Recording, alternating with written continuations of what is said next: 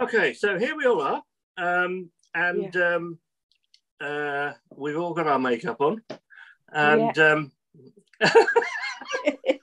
Not me. we've combed our hair. We've had you shave. Yeah, I have actually. Yeah, Wendy's witness to that. Virtual witness, I hasten to add.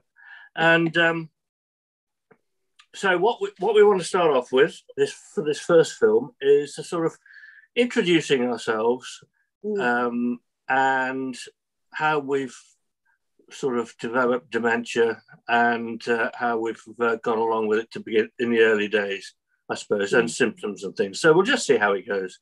Yeah. And then I'll edit it down later if it needs to be.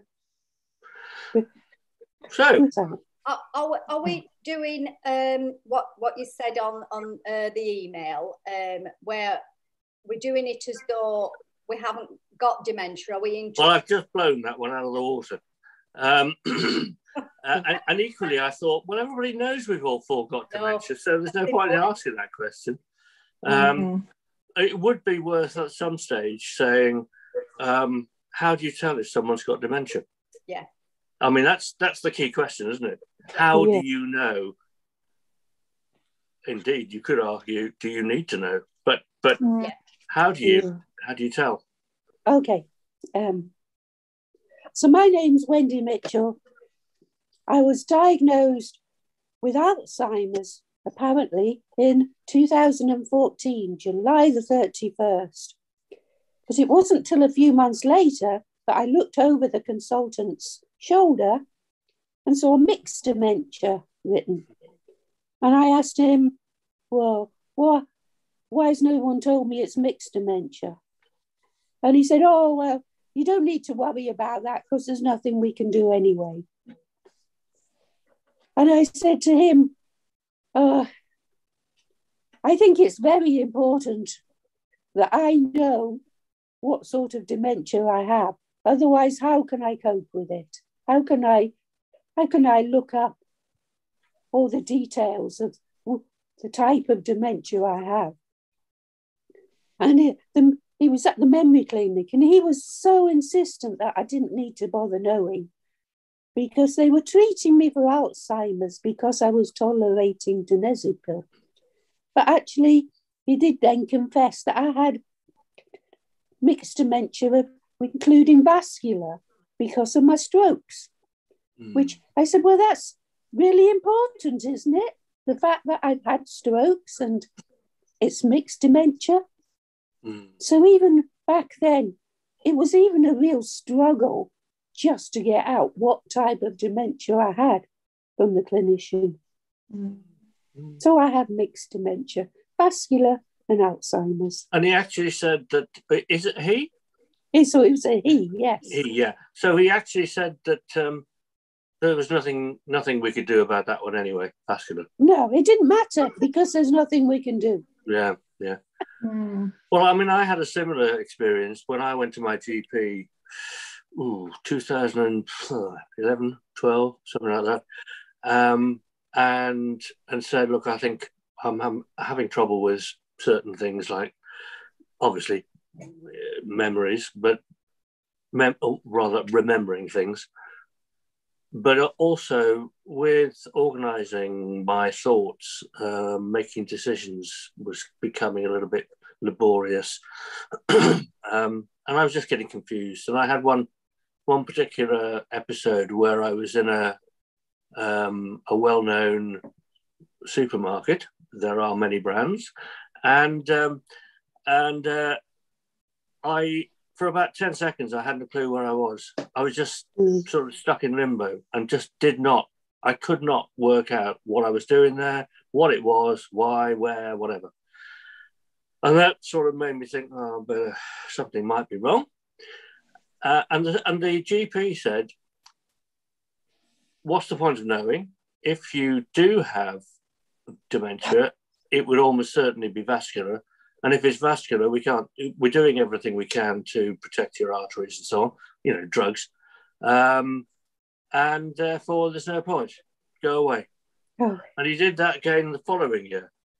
And it took me the third attempt, a year later, to actually get a referral? Well, for me, it was only because I had my strokes that they began to look at the possibility of dementia, because my GP just put it down to my age, time of life, and stress. Yeah. Without bothering to look at my notes to see that I'd been through the menopause, I'd had a hysterectomy, it couldn't possibly be the time of life. We've all had risk-orectomies. Yeah. That's correct. Oh. Yeah, that was like a bit like me, Wendy, because I'd had a hysterectomy in my 30s. And and then I'd gone to the doctor because I was suffering what they said was depression. Oh, yeah, me too. Yeah, and me. But I kept saying that it wasn't depression. I'd had depression years and years ago in my first marriage, and I knew what depression was like, and this was different. And I kept saying that I felt like I was going mad in a way, that there was something going on that was out of my control. And they sent me to a counsellor, and I sat in this room with this counsellor, and I kept telling her things that were happening, and she'd said to me, if you feel like this, you should go back to your GP. And I went back to the GP, and he totally ignored it and just said it was depression and wanted to give me tablets again, which I didn't want the tablets. And it wasn't until I moved, which was about 2 years later, that I got a new GP and plucked up the courage to go back, because at this stage I couldn't, for my business, I was doing a lot on the computer, and the programs, I couldn't work out how to do them sometimes, and taking phone calls. It was like listening to people's messages through the phone, and it wasn't going in. So by the time I'd finished and I'd put the phone down, I'd forgotten what they were saying. So I was missing out on orders, and I was making all sorts of mistakes. So I plucked up the courage to go back to the doctors, and they were absolutely brilliant. The first time I went, I made some excuse up that I had psoriasis and it was really bad. And I did have psoriasis, but it wasn't bad. And I came out with creams. And then I think it was about 4 weeks later, Bubby said, we need to go back. And I told him that I was embarrassed to actually speak about what was going on, and because of the depression and everything before. And it was just brilliant. He did a couple of tests there, and I think Cubby was more surprised than what I was, because I think we got about 90% of them wrong. And that's when they referred me to the memory clinic, which was a totally different, altogether. I got diagnosed with Alzheimer's I think it was 2014, but for 4 years before that, when I noticed my mood was, really low mood and tired, I'd gone to the GP, and he put me on, he said it was depression, which I was surprised about that, because you all know me, I'm not but I took the antidepressant. You trust what they say, don't you? Well, yeah, when you don't know, you trust what they say. My mum always said the doctor's always right. Yeah. And you don't argue, you take what they say. Anyway, I was on antidepressants for 4 years, and they didn't help. And then one day, what made me go back was I boiled the kettle. I'm doing a coffee, and it switched off, it boiled. And then I put my hand in to check if it was hot. Obviously it was. I scalded all my fingers, but then I thought, my goodness. Why? What made me do that? Yeah. So I told my daughter, and then she said, oh, well, I have noticed, Mum, you're not the same. You seem to get agitated and anxious about things. So off we went back to the GP. And then he sent me to the memory clinic quite quickly. It didn't take long for me to. And then the results come back, Alzheimer's. But then I was getting these absences. I don't know what they were. If I was looking up at the sky, at the stars, or just staring at a blank television screen, or I just sort of go away with the fairies. Yeah. Was it nice though? Yeah. Well, I don't know. I can't remember, but oh God. When I came round, my daughter would be going, Mum, and oh, really? That much? Okay. Really away. And but when I came out of them, I was always upset, quite emotional. I'd cry. And anyway, back to the GP about these, because they went on for about quite a few months and were happening more often. So had a brain scan, and they said they were epileptic absences, not seizures, but absences, and they can come along with Alzheimer's, or vascular dementia. So then he said he thought I had a touch of vascular dementia. A touch of. You have a lovely touch, Teresa. Thank you, George. But I'm on medication. I'm on medication for that as well now. And fingers crossed, I've been on them for 2-3 years. Yeah. I haven't had any more of these. But whether I've got vascular dementia or not, I don't really know. Well, you've got to touch them, don't you? I've got to touch a bit. It's funny that you should mention that one. It's funny that you should mention about the epilepsy, because I've just got my results back from my EEG, which has taken them since November to get the results back to me. Yeah. And on there, it has something to do with epilepsy, possible epilepsy, because of some wave or rhythm or something that's on my EEG. Well, it had been mentioned because sometimes when I'm asleep and I wake up, I can't see. And yeah. I was having like a seizure of some sort, but I don't know, because it doesn't feel like a seizure, because my grandson has seizures and I know what they're like. Yeah. So so it's strange that you should mention that, Dawn. Yeah, because they're not seizures. No. I'll just go and get the tablet, the name of the tablets they've put me on. Oh, here they are. Eeny, meeny, miny, mo. Lamotrigine. Oh. That one. Oh, yeah. Oh, yeah. Well, they did say we're not following it up until you come to your next appointment.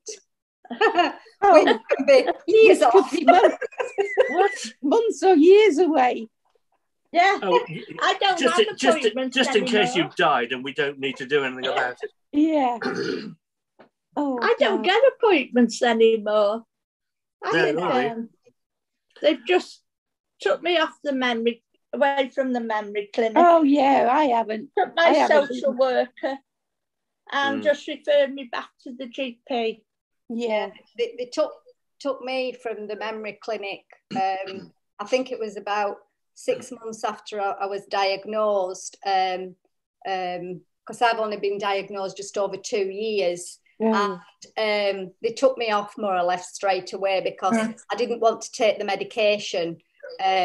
I'm not one for medication, but this is my choice. It's, you know, nobody said that I haven't to take it. It's just my choice. This is what I just want to go along and see how I am without medication. Maybe one day I will take it because I have to, but at the moment, but they didn't want anything to do with me because I wouldn't take the medication.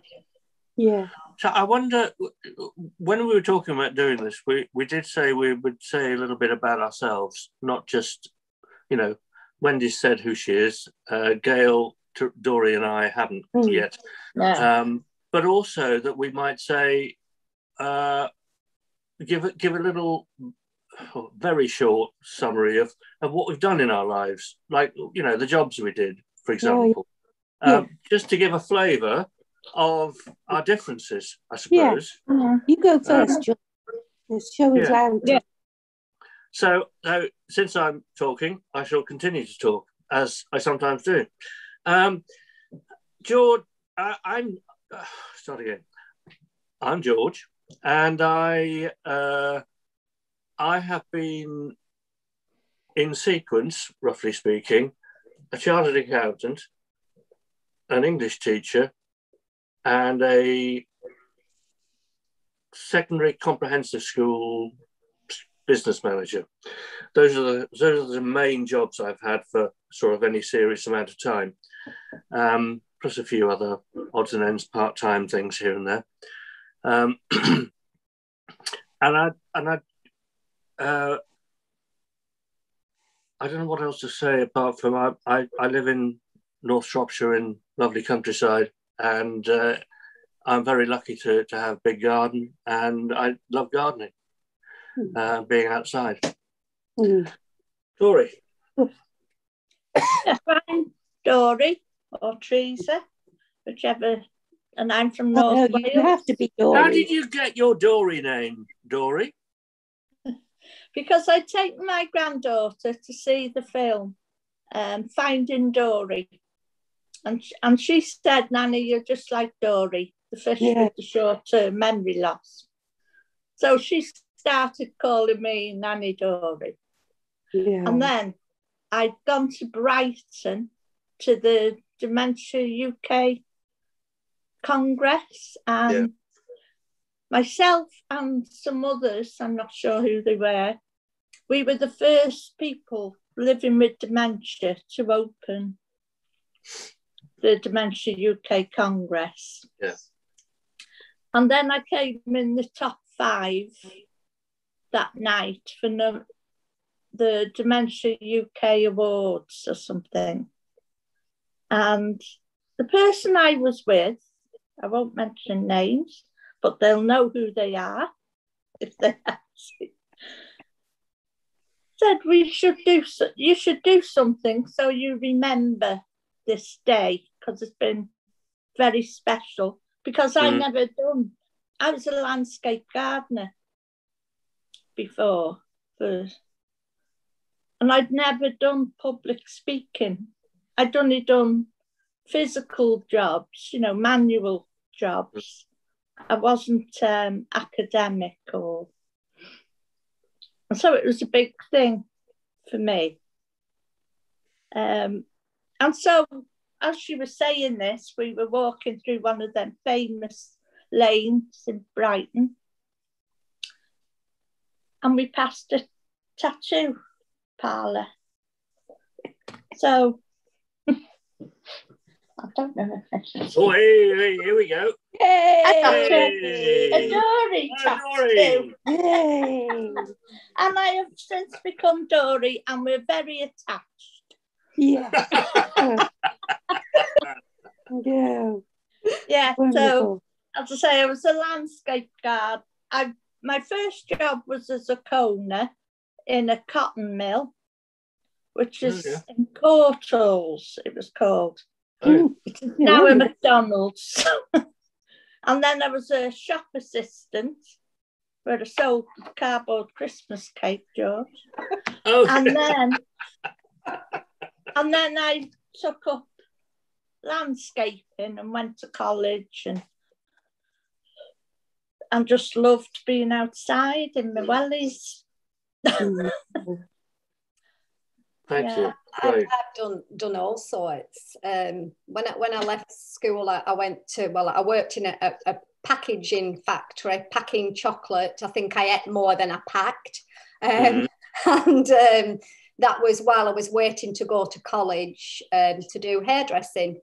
And it was a day release course. So I worked in a shop all week. And I think it was either a Monday or a Tuesday. I went to college for the full day. So I qualified to be a hairdresser.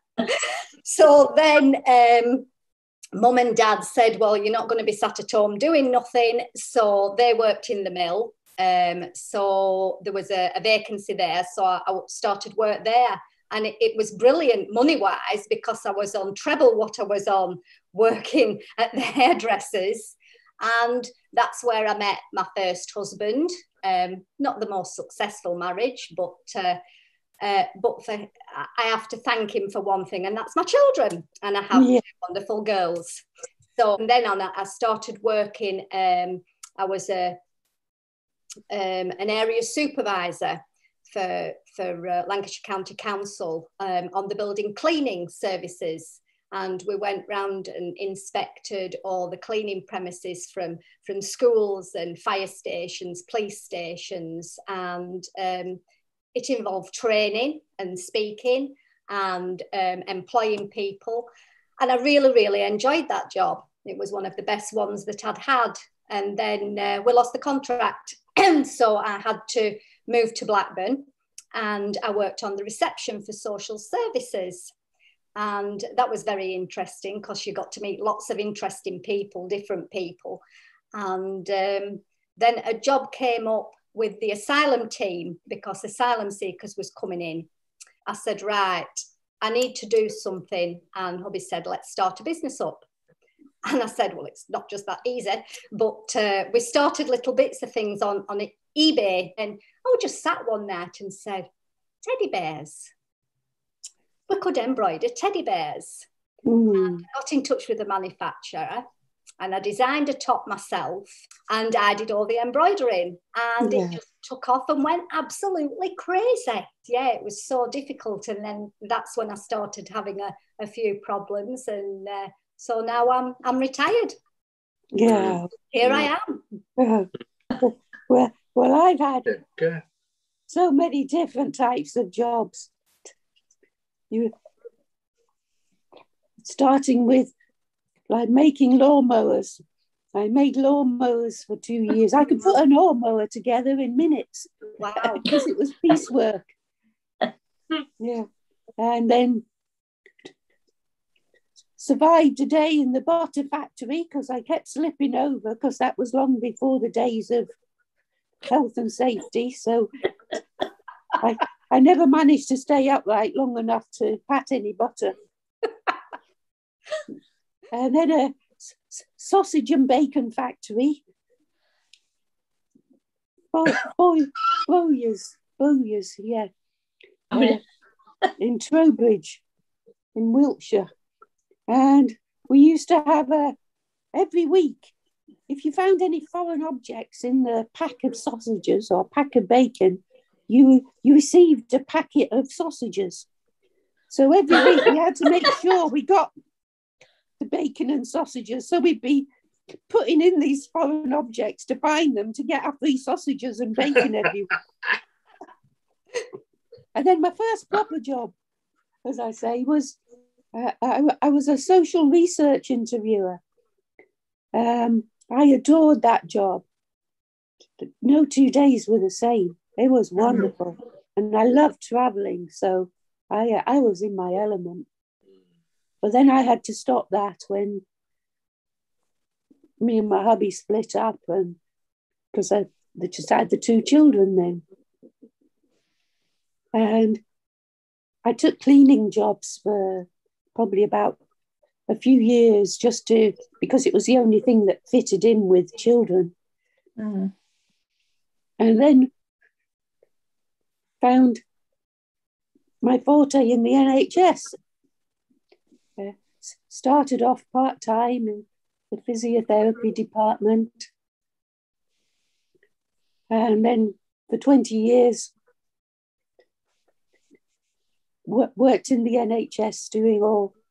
In the end, I was teaching matrons and sisters how to electronically roster staff. But yeah, I love my job. I love most of my jobs, but just for the people. Yeah. I never did a job that I didn't like. Yeah. So what sort of things drove us to the doctors to find out if we had dementia? What sort of symptoms? Because one of the things we often say is everybody has a different array or different balance of symptoms. Yeah. Well, mine was. Yeah. Go on, Dorothy. Just changes in mood, doing silly things. You know, I put the dirty washing in the fridge instead of the washing machine. And did you then eat the dirty washing? Pardon? Did you then eat the dirty washing out of the fridge? No. And then typical things, I suppose, in a way. I'd go upstairs and forgot what I'd gone up there for. But I wasn't worried about it. I just thought it was my age. But then it wasn't till, because I thought the anxiety and everything was depression, as the GP had said. But it wasn't until I put my hand inside the kettle. Yeah. But I didn't know that dementia affected, I didn't know anything about dementia. Even after they diagnosed me, they didn't tell me the symptoms you may, or the challenges that can come. So it has obviously affected my logic, because you wouldn't do that, would you? You wouldn't instinctively put your hand in the kettle of water to see if it was hot. No, you wouldn't. you instinctively, you wouldn't do that, because you've learned not to as a child, you know. So clearly that bit had stopped functioning properly. Yeah, and that's why I went to the GP. And that's when my daughter said she'd been worried about me for a while, but didn't say anything. 55 years. I was born with dementia, I think.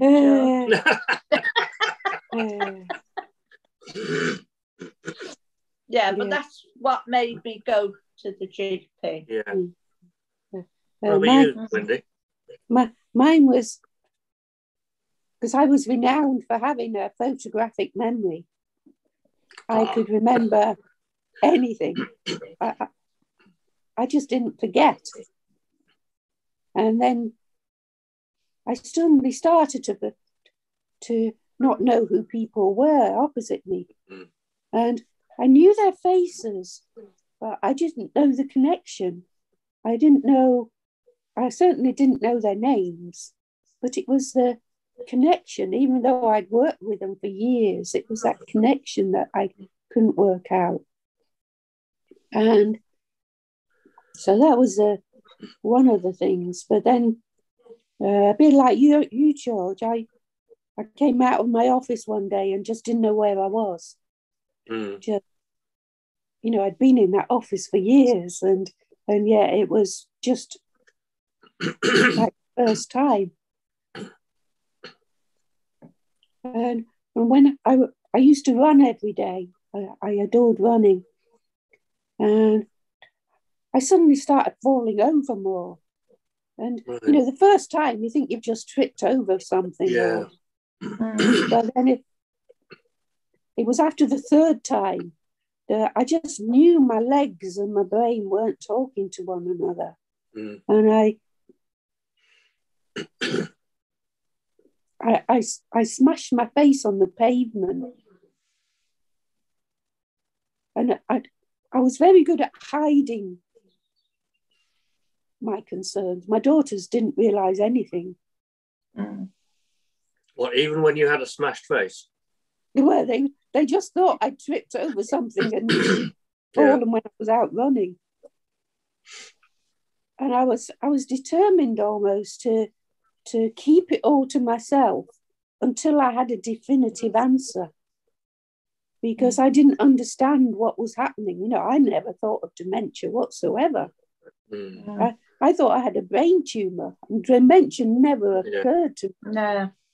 You know, like so many of us all, we knew so little about dementia when we were diagnosed. So I never assumed that whatsoever.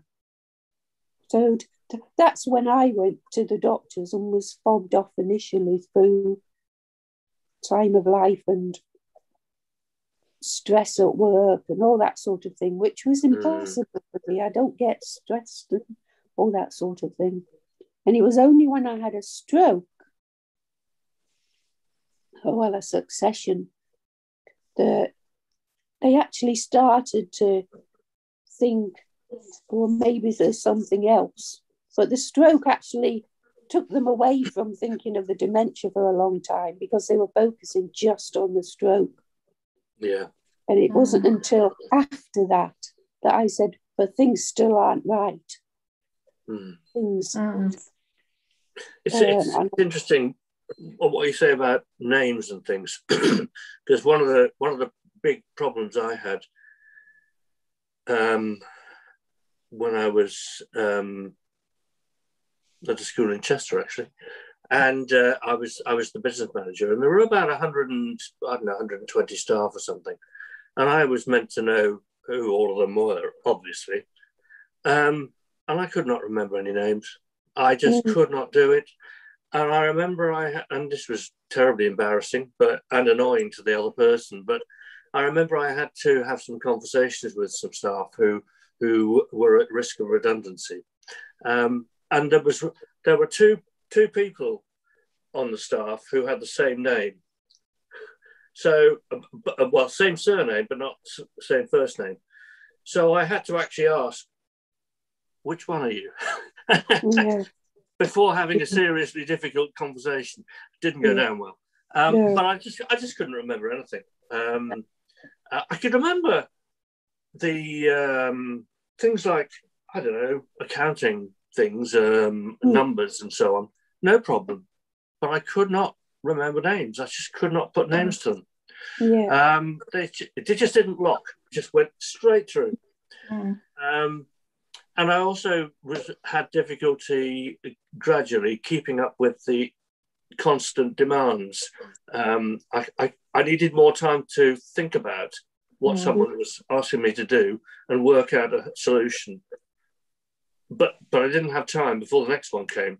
And in fact, I ended up shutting my door with a notice on saying, please only disturb me at break times.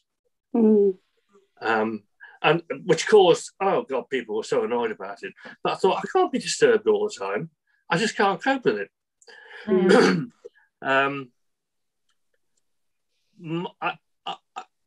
I am told, and I think they're right by people, that I became a bit inappropriate in my language and my comments and swearing and things. I mean, I do swear a lot, as people who know me know very well.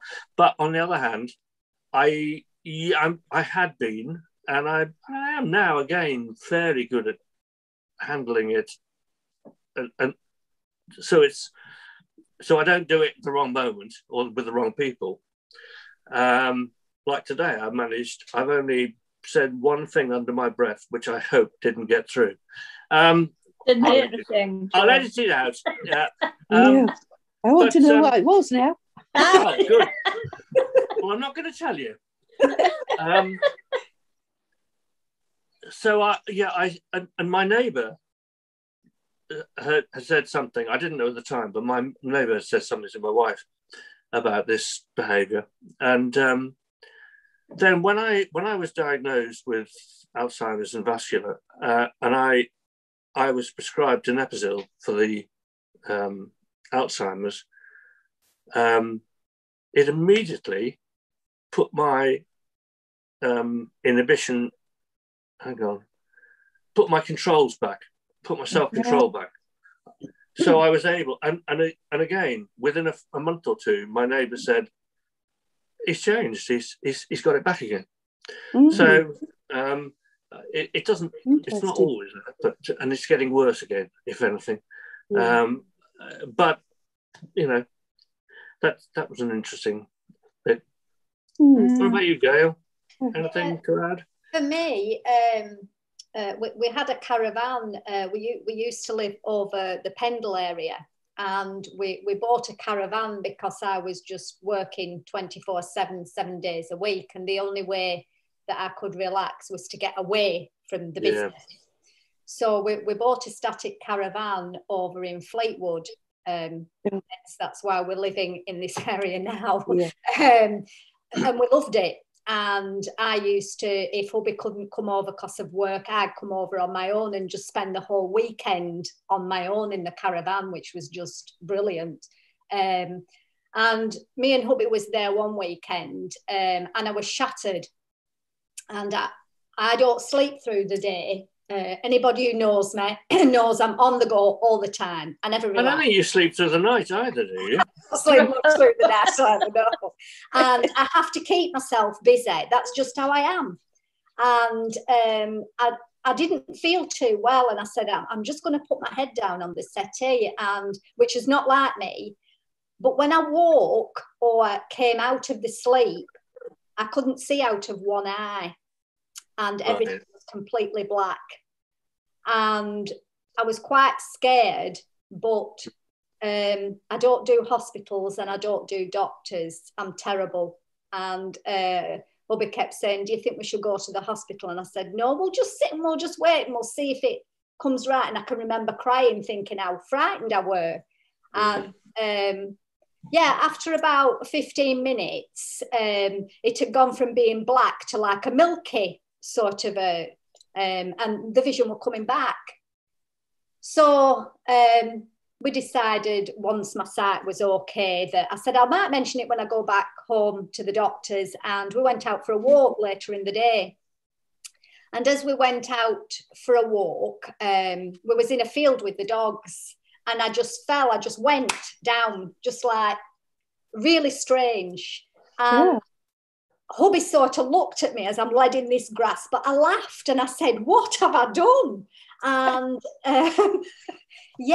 and then it was years after when I started having more problems of like forgetting things. My multitasking had just gone out of the window. I was a super multitasker. I could have everything. And we'd fostered children, we'd 4 children herself in our house. And so making sure that they were going off to work, college, school, and I had the breakfast, the sandwiches all done, and everybody went off, and then I'd carry on with the work. And I was so good at multitasking and remembering everything that I had to do in the day. And that just went. It was like everything was muddled. And then there was the phone calls where I couldn't,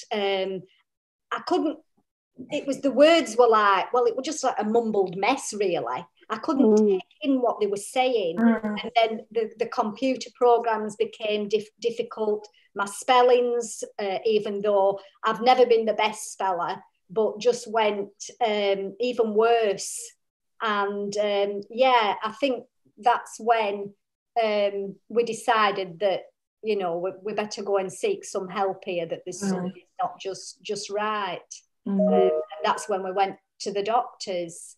But like I said, the doctor was brilliant. It was the memory clinic for me. I think that the first meeting, he told me it wouldn't be dementia. There was lots of other things, and it wouldn't be dementia. So we'll get everything checked out for you. And I think the whole process from the memory clinic for me was the worst process. I found them very intrusive, and I just hated that memory clinic. Me too. Nobody mentioned dementia to me, though, you know, while they were going through all these tests. nobody had said we'll do. It could be dementia. We don't think it's dementia. We're doing this to rule out or to confirm it may be dementia. And because I was 59, I don't know what it was, maybe a brain tumour or something. Yeah. But dementia never entered my head. And I wish somebody along that process had mentioned the words. So at least it was there. But that's really interesting, because I've read quite a lot about people, health professionals not wanting to actually avoid mentioning dementia because they fear it'll frighten us before they actually have to tell us, in case they don't have to. Right? That's not very well explained. But when I went to when I was beginning to develop symptoms and so on, well, no, not beginning, a bit further on, when I was going to the GP, I was becoming more and more certain that I might well have dementia. I mean, partly because my father-in-law died with vascular, possibly Alzheimer's. When was it? 2012-ish or something like that. So it was around the time when I was developing it all. So I saw a lot of it there. And I just found out quite a lot about it because of him. And my brother-in-law died, it'd be 25 years ago now, of young onset dementia. When he was in his sort of late 40s, early 50s.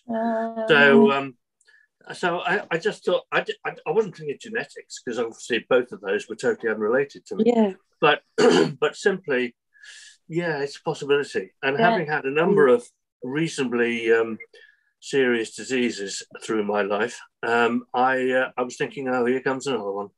So so I wasn't entirely surprised. But actually, when I was told I had vascular, I had assumed it'd be vascular because I have my heart problem, cardiac bypass a while ago. And when they said, but it's also Alzheimer's, that did surprise me, and also gave me a bit of a kick. But that allowed me to get donepezil, and that meant that my brain was immediately woken up. Because one of the things I didn't say earlier was that I'd slowed down hugely. I was finding word finding very difficult. I was getting stuck in sentences, and you know that 1 or 2 days recently, that's happened to me again. And I sort of forget what I've started and so on. Yeah. When I'm buzzing now a bit. I've just had a phone call from my GPs cancelling my blood test in about an hour, which is great news. So so it's got my head working again. So next time we'll have a talk about our diagnosis, getting it, what it was like, and then after diagnosis. How many hours have we got for that, John? Yeah. Right. Well, that was great. Thank you. I thought that was really good. I enjoyed that.